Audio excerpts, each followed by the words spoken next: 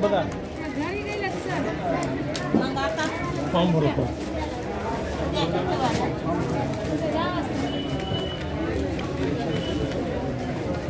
ले लिया ऑलरेडी। बताऊँ सर? हाँ जी।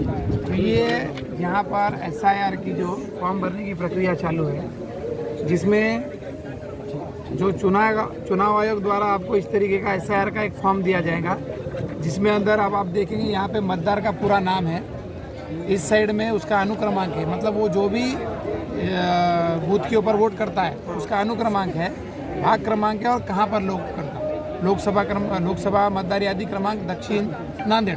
ठीक है, ये QR कोड है जिसको स्कैन करते ही उसका ऑनलाइन जो फॉर्म है डिजिटलाइज करने के लिए हमको मदद मिलती है। यहाँ पर फोटो है, अगर से मतदार की फ़ोटो में कुछ तफावत है तो उसको ऑप्शन दिए, यहाँ पे उसकी दूसरी फ़ोटो हम डाल सकते हैं। अब इसमें 2 सेक्शन है।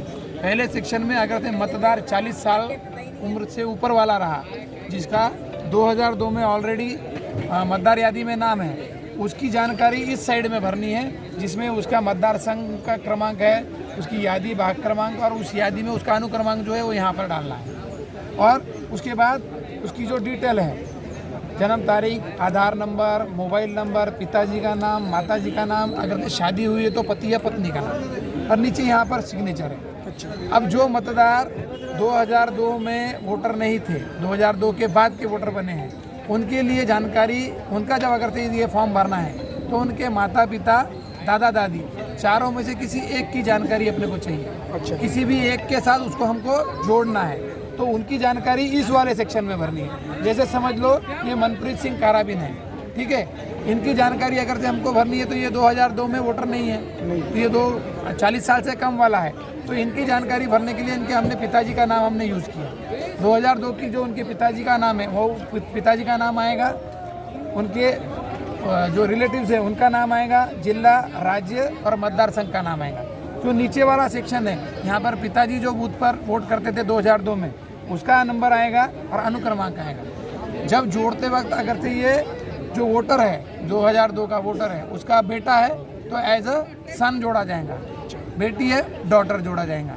माता पिता का इन केस अगर से 2002 में नाम नहीं मिलता है, दादा दादी का मिला, तो ग्रैंडफादर ग्रैंडसन के ग्रैंडमदर के साथ जोड़ सकते हैं। बाद में ये फॉर्म जब पूरा फिलअप होने के बाद इसका फिर से एक बार ट्रैकिंग होता है।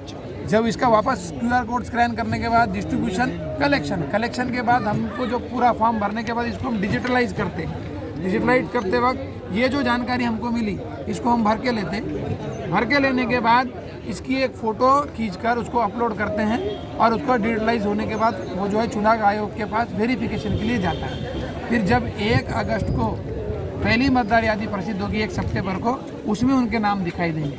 अगर कुछ तफावत है, डुप्लीकेट वोटर है, एक नाम पे एक जगह पे एक ही मतदार के एक से ज़्यादा मतदान है, तो वो डिफेक्टिव में आएंगे, उनके लिए सुनवाई होगी। फिर उसमें वो जहाँ पर वोट करना चाहता है वो एक ही जगह पे उसका नाम रहेगा, बाकी जगह से हट जाएगा। या जिनकी 2002 की कुछ भी डिटेल नहीं मिली, उनके लिए जो 11 पुरावे हैं, जन्म दाखला, आधार कार्ड, जो स्कूल सर्टिफिकेट, ज़मीन का दाखला, आदिवासी प्रमाण पत्र, इस तरीके के जो दाखले, उनके साथ जोड़ के उनको अपील का चांस है। वेरिफिकेशन में, सुनवाई में अगर से वो जेन्युइन महाराष्ट्र के या भारत के वोटर पाए गए तो वो ऐड होंगे। जिनके पास ऐसा कुछ भी आधार नहीं है, आधारहीन जो फॉर्म है वो रिजेक्ट की लिस्ट में जाएंगे। इस तरीके से ये प्रक्रिया पूरी होगी। ठीक है, धन्यवाद।